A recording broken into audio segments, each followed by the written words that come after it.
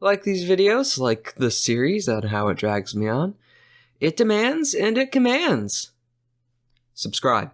Sit down, stand up, and sit. Or sit down and stand. Or sit down on that chair and stand up right now, goddammit. First level enchantment, casting time of 1 action, range of 60 feet, components verbal, duration 1 round. You speak a 1-word command to a creature you can see within range. The target must succeed on a wisdom saving throw or follow the command on its next turn. The spell has no effect if the target is undead, if it doesn't directly understand your language, or if your command is directly harmful to it. Some typical commands and their effects follow. You might use a command other than one described here. If you do so, the DM determines how the target behaves. If the target can't follow your command, the spell ends.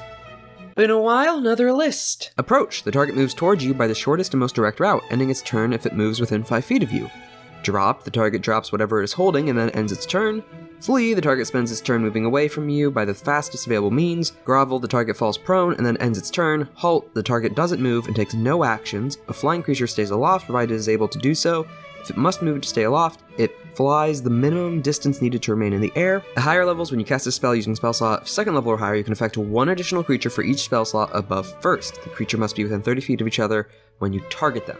Alright, so first, that upcast effect within 30 feet of them is just like the command, or not command, Charm Person. This is command. And similar to Bestow Curse, where it had a list of options, but then had one at the bottom or one in the mentions that you could do your own curses. This is you can do your own commands, though it's up to the DM to give the final say on it, and it's still limited to 1 word. So if you have a Thesaurus, language is a restriction on this, which, depending on your games, sometimes everyone just has common, sometimes they don't. Yeah, it wouldn't work on monsters really, even though it's not a humanoid restriction, so some monsters that just know your language could still react. Though the issue I have with this is in the wording of directly harmful to it. Because if it's an enemy and then you ask it to approach, is the follow-up effect going to be, because the follow-up effect is likely to be harmful, so does that make the initial instruction harmful?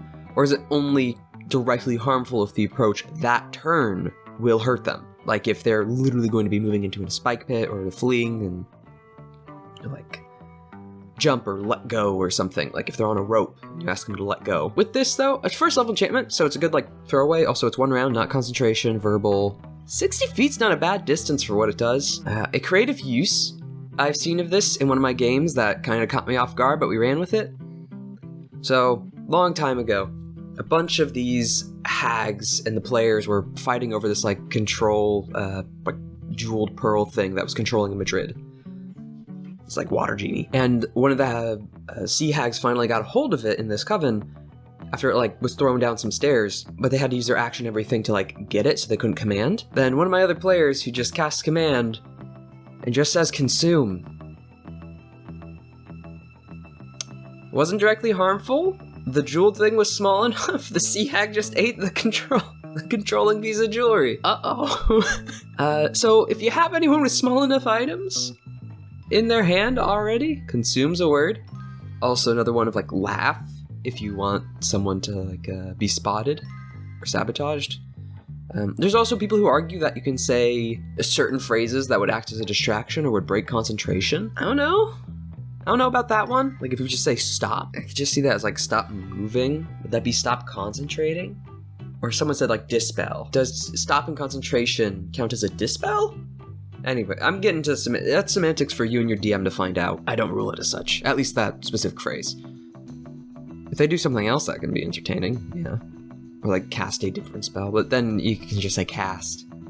Again, single word, you gotta be clever with it. Overall, for the level it's at, the range, and it can just disrupt, it forces them to use their turn to do this. Drop is such a good one as well. A shield, sword, whatever, just say drop and then they drop both items. It's similar to the fear spell, which we haven't gotten to yet. Flee, just run away. Grovel is amazing, because it just falls prone and ends its turn. That's a prone enemy right there. And again, that's also is a directly harmful kind of thing, but in that action, no. But if you have people who capitalize on a prone target, great. So, 8 out of 10. Just give this an 8.